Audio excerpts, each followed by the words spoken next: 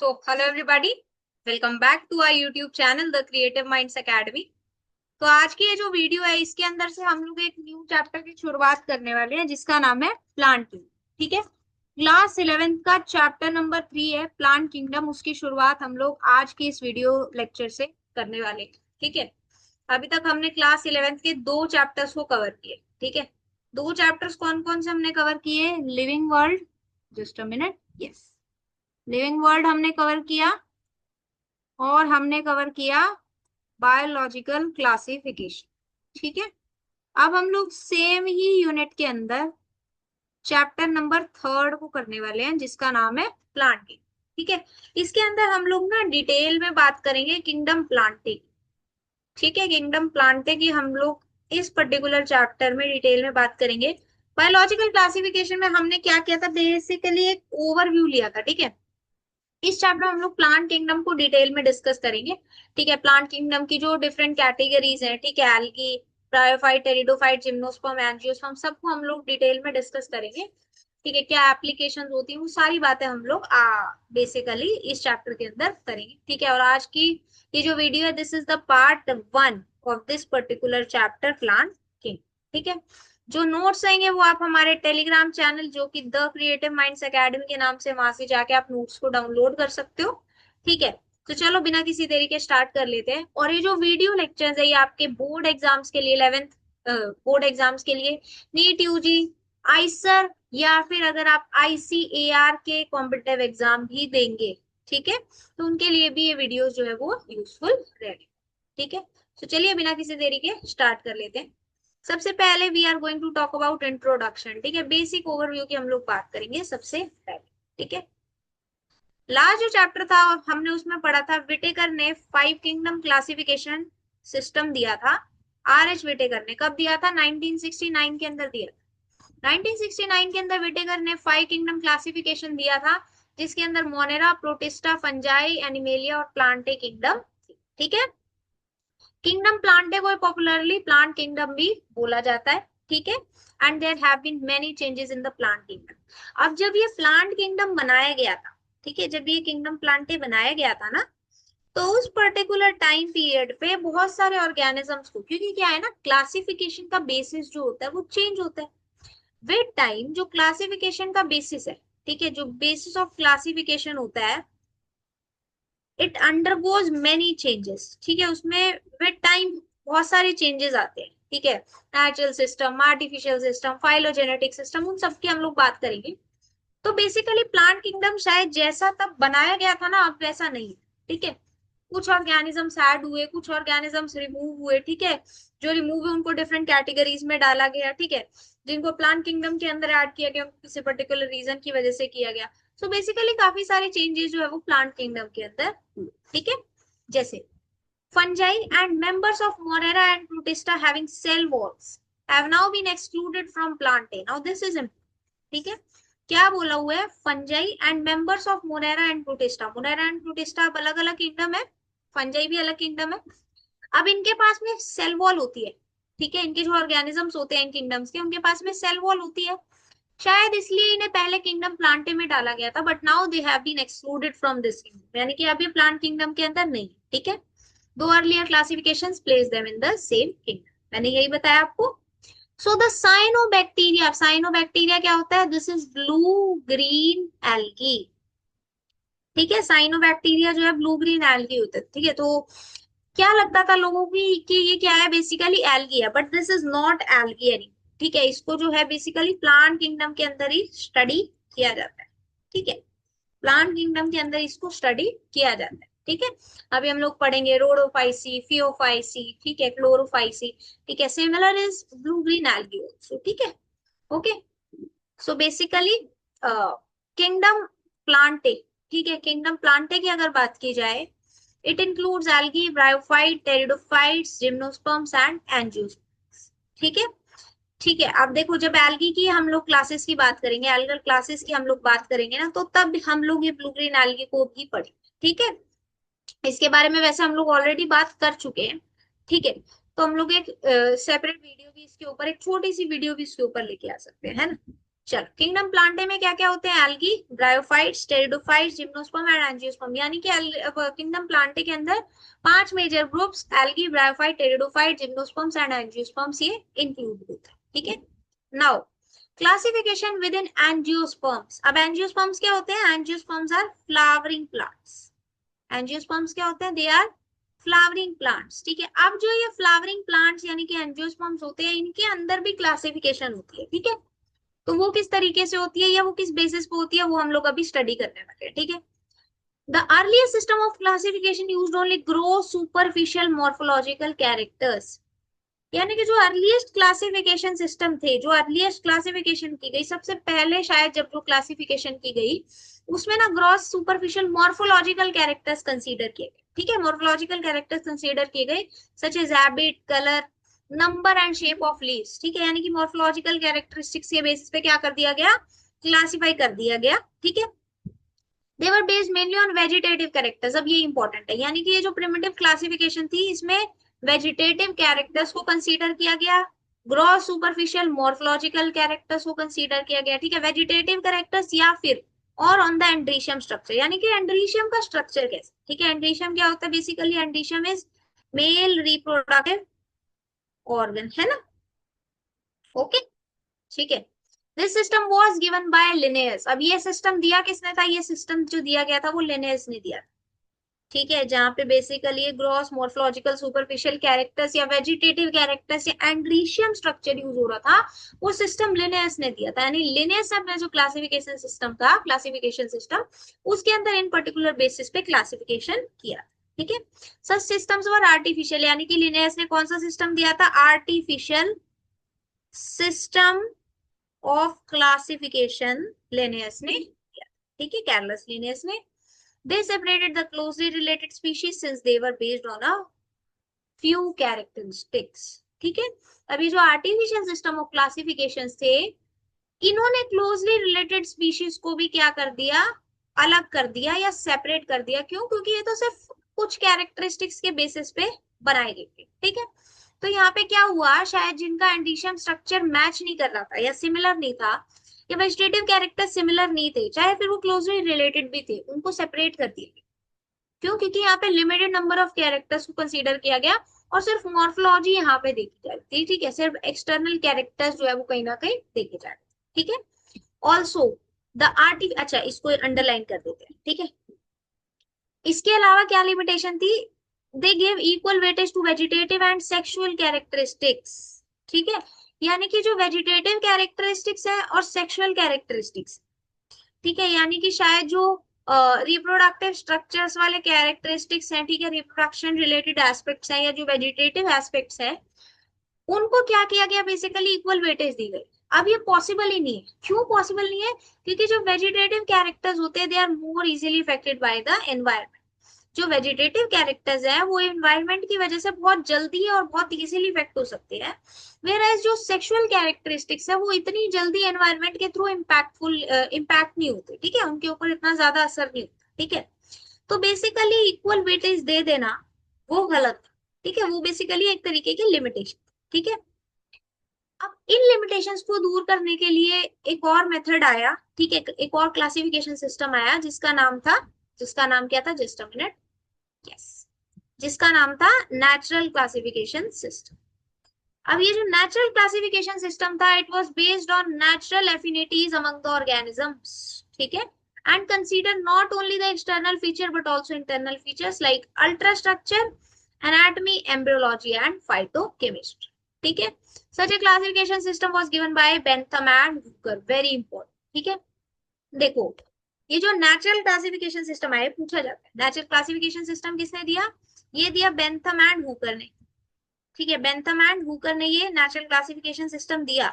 अब यहाँ पे क्या किया गया? बेसिकली एक तो नेचुरल एफिनिटीज के बेसिस पे क्लासिफिकेशन सिस्टम बनाया गया, एंड यहाँ पे सिर्फ एक्सटर्नल फीचर्स को नहीं कंसीडर किया गया। ठीक है, यानी मॉर्फोलॉजिकल फीचर्स को नहीं सिर्फ कंसीडर किया गया, जो इंटरनल फीचर्स थे, यानी कि अल्ट्रा स्ट्रक्चर कैसा है किसी ऑर्गेनिज्म या प्लांट का, एनाटॉमी कैसी है। ठीक है, अल्ट्रा स्ट्रक्चर कैसा है, इंटरनल स्ट्रक्चर यानी कि एनाटॉमी उसकी कैसी है, एम्ब्रोलॉजिकल स्ट्रक्चर कैसे है, ठीक है, फाइटोकेमिस्ट्री। ठीक है, यानी कि बेसिकली क्या केमिकल कॉम्पोजिशन है, ठीक है, क्या केमिकल्स प्रेजेंट है, वो सारी चीजें भी कंसीडर की गई इस नेशनल क्लासिफिकेशन सिस्टम के अंदर, ठीक है। और ये सिस्टम दिया फ्लावरिंग प्लांट्स के लिए। फ्लावरिंग प्लांट्स का नाम आपको याद रखना है एंजियोस्पर्म्स, ठीक है। इसी चैप्टर के अंदर हम लोग इनके बारे में पढ़ेंगे भी। एंड आप क्लास 12 के अंदर पढ़ते हैं sexual reproduction in flowering plants, ठीक है। यानी कि जो एंजियोस्पर्म्स होते हैं उनमें किस तरीके से सेक्सुअल रिप्रोडक्शन होता है उसके ऊपर एक कंप्लीट चैप्टर बना, ठीक है। ये सिस्टम दिया था बेंथम एंड हुकर, ठीक है। अब आई बात एट प्रेजेंट कौन सा सिस्टम कंसीडर किया जाता है। So at present phylogenetic classification system based on evolutionary relationships between organisms are acceptable, ठीक है।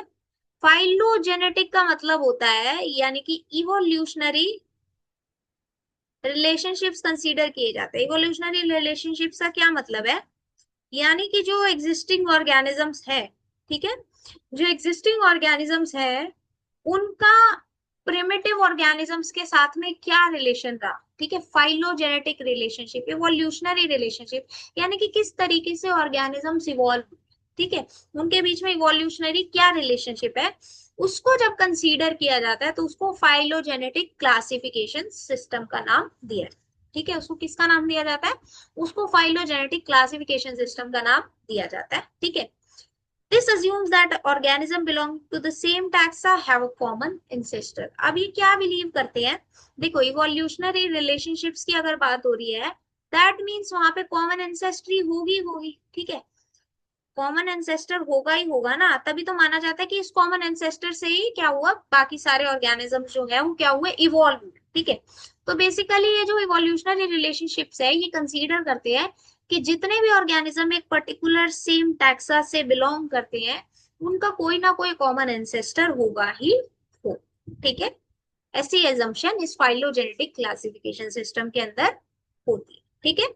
This information is use to help resolve difficulties in classification. अब इसकी वजह से जो क्लासिफिकेशन के अंदर डिफिकल्टीज आ रही थी वो कहीं ना कहीं रिजॉल्व हुई, ठीक है। And this become more important when there is no supportive fossil evidence, ठीक है। अब अगर कोई फॉसिल एविडेंस नहीं है ना इस चीज को सपोर्ट करने के लिए तो जो फॉसिल फाइलोजेनेटिक सिस्टम से ये क्या हो जाते हैं, काफी हेल्पफुल हो जाते हैं, ठीक है। आई होप यहाँ तक आपको समझ में आया। अब बात करते हैं न्यूमेरिकल टैक्सोनॉमी। न्यूमेरिकल टैक्सोनॉमी क्या होती है, it is carried out using computers, ठीक है, and based on all observable characteristics, ठीक है। Number and codes are assigned to all the characters and data are then processed, ठीक है। न्यूमेरिकल टैक्सोनॉमी में क्या किया जाता है बेसिकली, एक तो ये कंप्यूटर के थ्रू कैरी की जाती है। न्यूमेरिकल यानी समथिंग रिलेटेड टू नंबर्स, ठीक है। It is carried using computers, computers की हेल्प से कैरी आउट की जाती है। And it is based on observable characteristics, ठीक है। जो कैरेक्टरिस्टिक्स ऑब्जर्व हो पा रहे हैं ना उनके बेसिस पे क्या होती है, न्यूमेरिकल टैक्सोनॉमी कैरी की जाती है, ठीक है। नंबर और कोड जो है वो असाइन किए जाते हैं, कैरेक्टर्स को नंबर्स असाइन किए जाते हैं और कोड्स असाइन किए जाते हैं कुछ पर्टिकुलर, ठीक है। उसके बाद में जो डेटा है उसको प्रोसेस किया, उसके बाद में क्या किया जाता है, डेटा को प्रोसेस किया जाता है। अब इस तरीके से क्या किया जाता है, हर कैरेक्टर को इक्वल इंपॉर्टेंस दी जाती है, ठीक है। जितने भी ऑब्जर्वेबल कैरेक्टरिस्टिक्स है उनको इक्वल इंपॉर्टेंस दी जाती है। एंड सेम टाइम पे ना बहुत सारे कैरेक्टर्स, सेम टाइम पे बहुत सारे कैरेक्टर्स को कंसीडर किया जा सकता है। Hundreds of characters can be considered at a single time, ठीक है।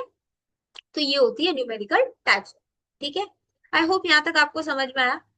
Now, if we talk about cytotaxonomy, cytotaxonomy की अगर बात की जाए, it is based on cytological information. Cyto का मतलब होता है सेल से रिलेटेड, है ना। जब हम लोग स्टडी ऑफ सेल करते हैं तो उसको हम लोग क्या बोलते हैं, उसको हम लोग साइटोलॉजी बोलते हैं, साइटोलॉजी उसको बोला जाता है ना, ठीक है। तो बेसिकली साइटोलॉजिकल इंफॉर्मेशन जैसे कि chromosome number, chromosome structure, behaviour, chemotaxonomy, ठीक है, that uses the chemical constituents of plants, ठीक है। अच्छा कीमोटेक्सोनमी क्या होती है, ये यहाँ पे रेड से मैं करना रह गया।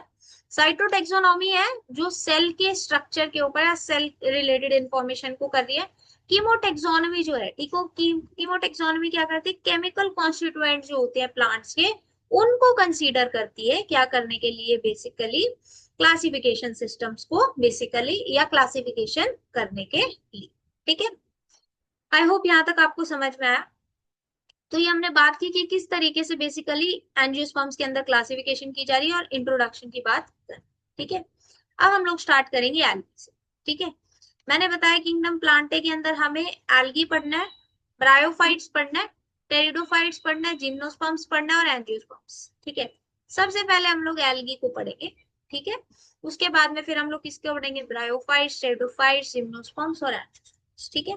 चलो, एल्गी क्या होती है, they are, just a minute, yes, they are chlorophyll bearing, यानी कि क्लोरोफिल प्रेजेंट होगा, simple simple structure, thalloid, thallus present होगा, autotrophic and largely aquatic organisms, ठीक है।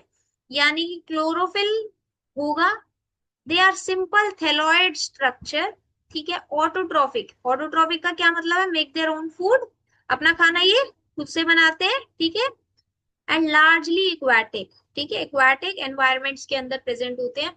अब चाहे फिर वो फ्रेश वाटर एनवायरमेंट है या है फिर वो मेरीन वाटर बॉडी, ठीक है। So they are basically aquatic organisms, ठीक है। एल्गी यानी कि एक्वाटिक एनवायरमेंट में प्रेजेंट है। They can also occur in other habitats, ठीक है। वैसा नहीं है कि सिर्फ एक्वाटिक में प्रेजेंट है, कुछ और हैबिटेट्स के अंदर भी प्रेजेंट हो सकती है, सच एज मॉइस्ट स्टोन्स, ठीक है, मॉइस्ट कंडीशंस में है, सॉइल्स एंड, ठीक है। यानी कि कहीं पे भी अगर बेसिकली मॉइस्ट कंडीशन है तो एल्गी हो सकती है वहां पे present, specially moist stone, soils and fruit के, ठीक है। Some of them also occur in association with fungi.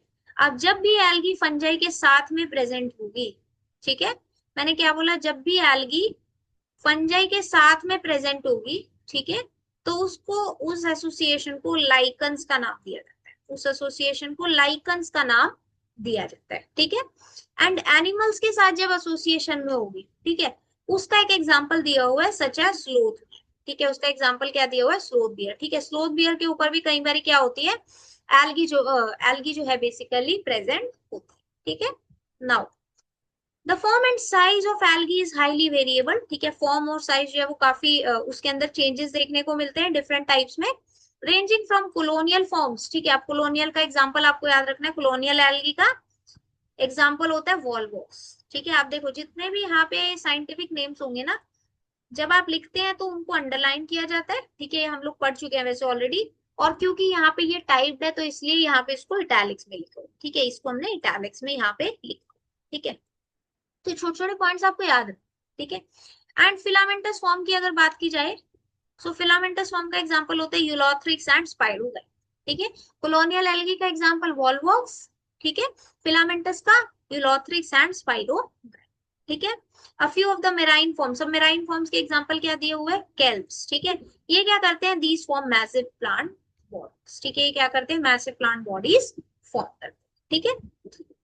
Now if you talk about reproduction in algae, यानी कि एल्गी के अंदर रिप्रोडक्शन किस तरीके से होती है, तीन मेजर तरीके से होती है, ठीक है। वेजिटेटिव, ठीक है, सेक्सुअल एंड एसेक्सुअल, ठीक है। यानी कि vegetative, asexual and sexual method से एल्गी क्या कर सकती है, रिप्रोड्यूस कर सकती है, ठीक है। अगर वेजिटेटिव रिप्रोडक्शन होगी तो वो होगी थ्रू फ्रैगमेंटेशन, किसके थ्रू होगी, वो होगी through fragmentation. Each fragment develop into a thallus, ठीक है। हर फ्रैगमेंट क्या करता है, बेसिकली थैलस के अंदर डेवलप कर सकता है, ठीक है, थैलस के अंदर बेसिकली डेवलप कर सकता है। एसेक्सुअल रिप्रोडक्शन जो होगी, it is by the production of different type of spores, ठीक है। एसेक्सुअल रिप्रोडक्शन के अंदर डिफरेंट टाइप ऑफ स्पोर्स क्या होते हैं, बेसिकली फॉर्म होते हैं, ठीक है। और कॉमनली जो स्पोर्स फॉर्म होते हैं वो होते हैं जू स्पोर्स, ठीक है। जू स्पोर्स जो है, ठीक है, अब जू स्पोर्स जो है यानी कि किस में हेल्प कर रहे हैं, ये हेल्प कर रहे हैं एसेक्सुअल रिप्रोडक्शन के अंदर, ये हेल्प कर रहे हैं एसेक्सुअल रिप्रोडक्शन के अंदर, ठीक है। दे आर फ्लैजिलेटेड, ठीक है, फ्लैजिलेटेड होते हैं यानी कि इनके पास में फ्लैजिला प्रेजेंट होता है, ठीक है। फ्लैजिला किस में हेल्प करता है, फ्लैजिला हेल्प करता है मूवमेंट के अंदर भी, ठीक है। फ्लैजिलेटेड मोटाइल, ठीक है, मोटाइल यानी कि मूव कर सकते हैं, ठीक है। And on germination give rise to new plants, ठीक है। और जब ये जूस्पोर्स क्या करते हैं, जर्मिनेट करते हैं तो they give rise to new plants, ठीक है। वहां पे ये क्या कर सकते हैं, they can give rise to new plants, ठीक है। सेक्सुअल रिप्रोडक्शन की अगर बात की जाए, it occurs through fusion of two gametes, ठीक है ही क्या है, सेक्सुअल रिप्रोडक्शन, ठीक है। तो it will occur through fusion of two gametes, ठीक है, दो गैमेट्स फ्यूज करेंगे तो सेक्सुअल रिप्रोडक्शन हो, अब जो गैमेट्स हैं वो flagellated and similar in size भी होगी, यानी कि फ्लैजिला होगा, ठीक है, और साइज में भी सिमिलर होगी, ठीक है। इनका एग्जाम्पल होता है यूलोथ्रिक्स। एग्जाम्पल बहुत इंपॉर्टेंट है, ठीक है, एग्जाम्पल बहुत इंपॉर्टेंट है। और नॉन फ्लैजिलेटेड यानी कि नॉन मोटाइल होंगे बट सिमिलर इन साइज, ठीक है, non motile but similar in size, size फिर भी same, motile and similar in size, example ulothrix, ठीक है, इनको हम लोग हाईलाइट कर लेते हैं। Motile sorry flagellated and similar in size, ठीक है, यानी फ्लैजिला सिमिलर इन साइज है ulothrix. Non flagellated and non motile यानी कि but similar in size, example spirogyra, ठीक है।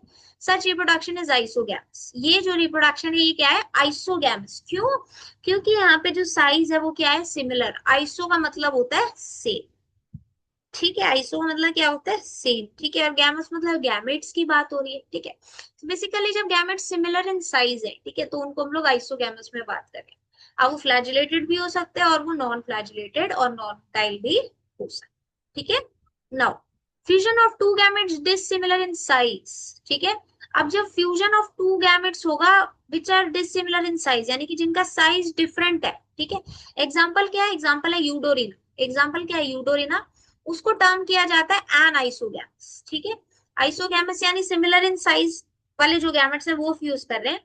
अब वो ऑब्वियसली फ्लैजिलेटेड भी हो सकते हैं, नॉन फ्लैजिलेटेड भी हो सकते हैं, बट जब दो गैमेट्स फ्यूज कर रहे हैं डिसिमिलर इन साइज, ठीक है, उसको बोला जाता है एन आइसोगैमस। उसको क्या बोला जाता है, N isogamous.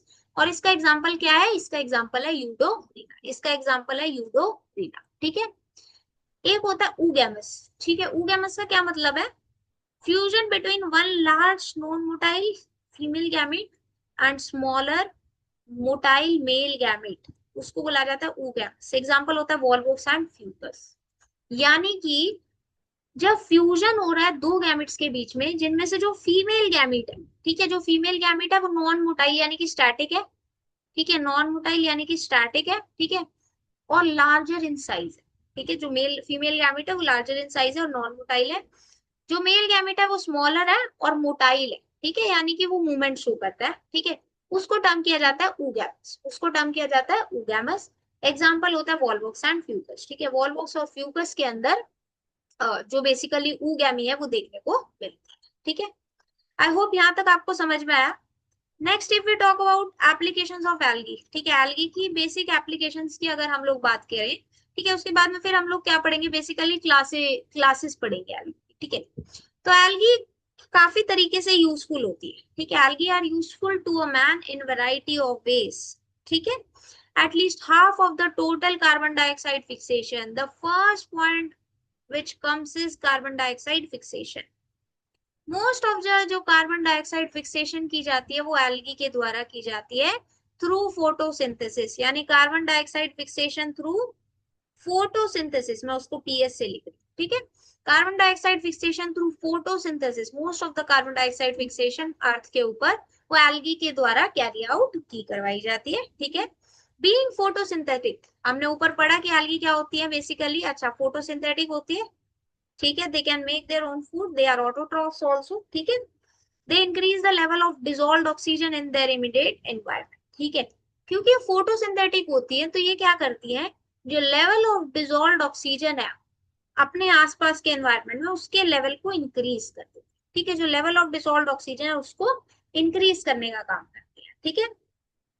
They're of paramount importance as primary producers of energy rich compounds, ठीक है, which form the basis of food cycles of all aquatic animals, ठीक है, यानी कि एनर्जी रिच कंपाउंड्स, ठीक है, जो बेसिकली एक्वाटिक एनिमल्स की फूड साइकिल के लिए बेसिस फॉर्म करते हैं, उनको प्रोड्यूस करने का काम भी एल्गी करती है, ठीक है।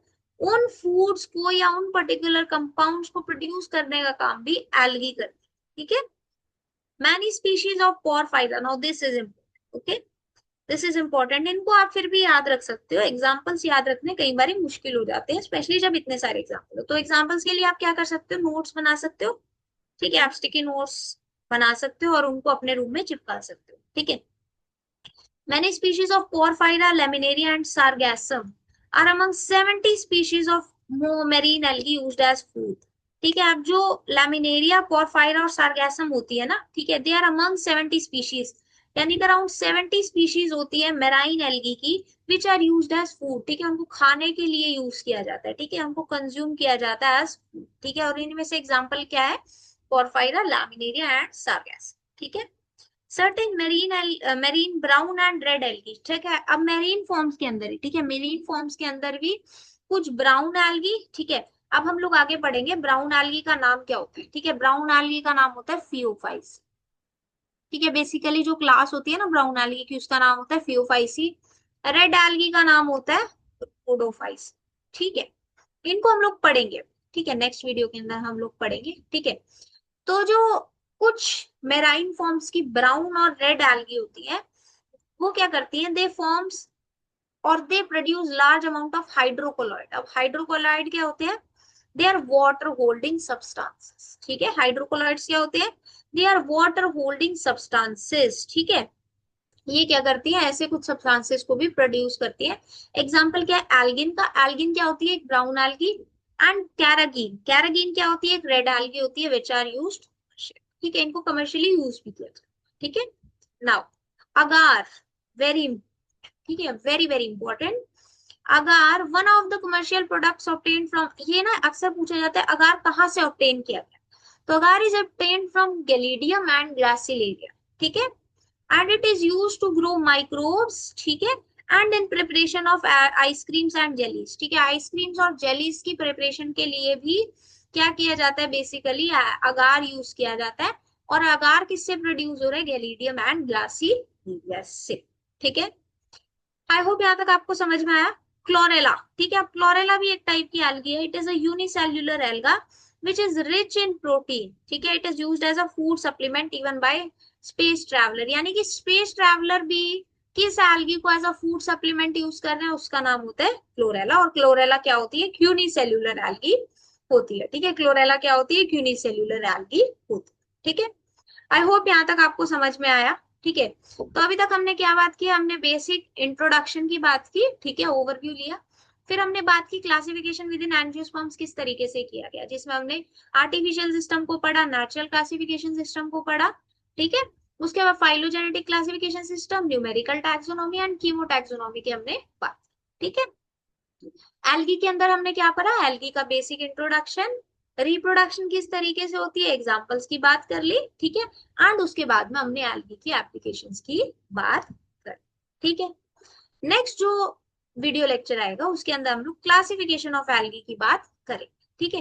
एल्गी ना तीन मेन क्लासेस के अंदर डिवाइडेड होती है, Chlorophyceae, Phaeophyceae and Rhodophyceae. Rhodophyceae होती है रेड एल्गी, ठीक है।